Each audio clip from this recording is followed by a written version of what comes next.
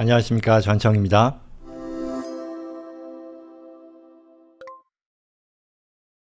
자동차가 내 사생활을 감시한다라는 그런 얘기죠. 지난 며칠 사이에 굉장히 큰 뉴스로 언론에서 다루어졌어요. 유명 자동차 기업들이요, 운전자의 개인정보를 과도하게 수집하고 있다라는 그런 주장이죠. 그래서 일부 자동차 업체들은요, 운전자, 드라이버들의 정치적인 견해, 성생활, 노조 가입 정보 등 내밀한 정보까지 수집하고 있다라고 해서 사람들이 이게 무슨 일이냐라고 놀랐죠.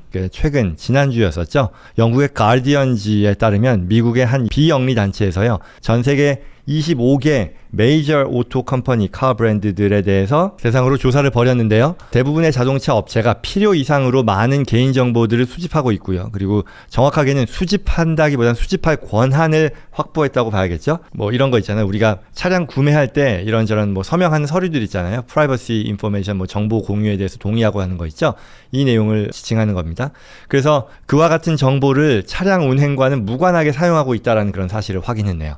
이 재단은요, 조사 대상 업체의 개인정보 처리 규정에 대한 것을 면밀히 살펴본 결과 84%가 운전자의 개인정보를 수집해서요, 서비스 제공업체라던가 아니면 정보 브로커 등과 공유할 수 있도록 했다라고 나타났고요. 또 76%는 수집한 이와 같은 운전자의 개인정보를 판매할 수도 있다라고 밝혔네요.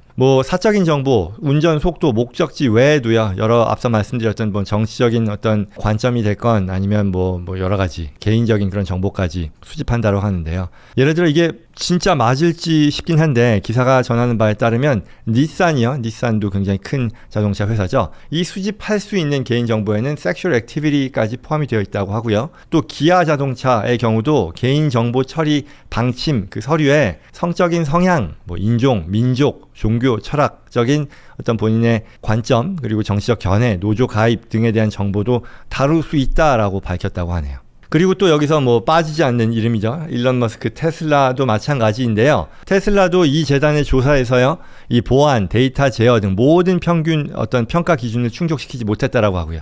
테슬라의 경우는 사실 이 기사에서 나오는 것처럼 금년 초였었죠. 차량 카메라에 이 포착된 영상 자료를 내부적으로 공유했다라는 어떤 전직 직원들의 폭로가 나와서 연초에 큰 스캔들로 다루어진 적이 있었죠. 그래서 테슬라의 과거 직원 9명을 인터뷰한 내용을 토대로요, 2019년도부터 22년 작년까지 내부 메신저로요, 고객들 사생활을 침해할 수 있는 차량 영상들을 다수가 직원들 사이에 공유했었다라고 보도했었죠. 그래서 그와 같은 그 9명의 직원들의 증언에 따르면 남성이 알몸으로 차량에 접근을 한다거나 아니면 고속으로 주행하던 테슬라 차량이 자전거 타고 있던 애를 치는 그런 모습까지도 막 공유했었다라는 거죠.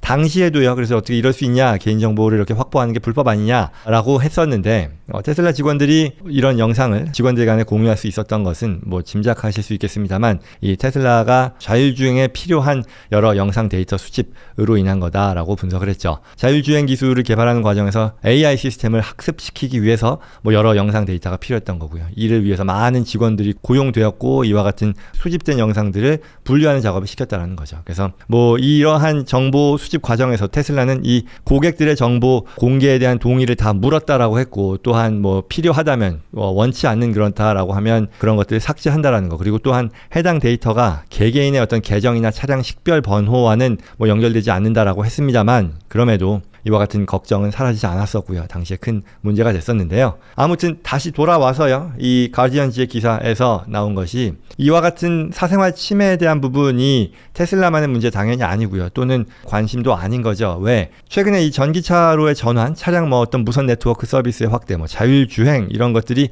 급속도로 확대 진행되고 있는 상황이니까 결국 당연히 시간의 문제이지 자동차 기업들이 이 수집할 수 있는 개인 정보에 대한 욕심과 그와 같은 진행은 더 박차를 가할 거다라는 그런 걱정인 거죠. 말하자면 차량 내에서의 커넥티드 서비스죠. 또는 구글 맵과 같은 그런 운전자 정보들이 계속 쌓일 거다라는 얘기죠. 운전자들의 관심사 등을 추측해서 여러 정보를 생산할 수 있는 거죠. 그래서 이게 아시다시피 자동차 업체에서 갑작스럽게 나온 얘기도 아니라는 거 우리 잘 알고 있죠. 예를 들어 사고 싶을 때 인터넷 서핑하다가 귀신같이 그 상품에 대한 어떤 소개, 추천도 나오는 거고요. 여행 갈 때 다른 사이트에서 이제 광고창으로 그 지역 여행 상품을 소개한다거나 이런 것들 이미 오래된 거잖아요. 그래서 고객 정보를 얻어서 이 다른 광고에 사용될 수 있게 하고 또 그거 이제 자사의 다른 제품 마케팅에 활용을 하건 뭐 그 정보를 필요한 곳에 팔건 최종적으로는 결국 이 고객 정보가 고객들에게 물건 또는 서비스를 팔려는 사람들까지도 그렇죠. 이 제공자들 서비스 제품의 제공자들까지도 그 플랫폼으로 모델로 끌어들이는 노력까지 하는 거잖아요. 거창하게 보면 이게 플랫폼 사업일 텐데 뭐 애플이 스마트폰을 통해서 그렇게 해왔듯 자동차도 역시 그렇게 가는 것 아닌가라는 생각입니다. 우리가 결국 다른 쪽 비즈니스에서 정보 누출되는 것을 걱정하는 사이에 자동차 업체도 자동차 비즈니스에서도 이게 예외가 아닌 상황이 됐다라는 거죠. 뭐 사생활 보호, 정보 보호가 지켜지지 않는 데 대한 우려 그리고 그를 막기 위한 어떤 보호 정책, 정보를 또한 계속해서 확보하려고 하는 기업 차원에서의 뭐 노력, 활용하려는 그런 움직임 이런 것들이 앞으로 어떻게 전개될지 궁금하고요. 또한 개개인들이 이와 같은 정보 누출에 대해서 어떻게 대응하고 반응해야 되는 것인지 궁금하다 하겠습니다.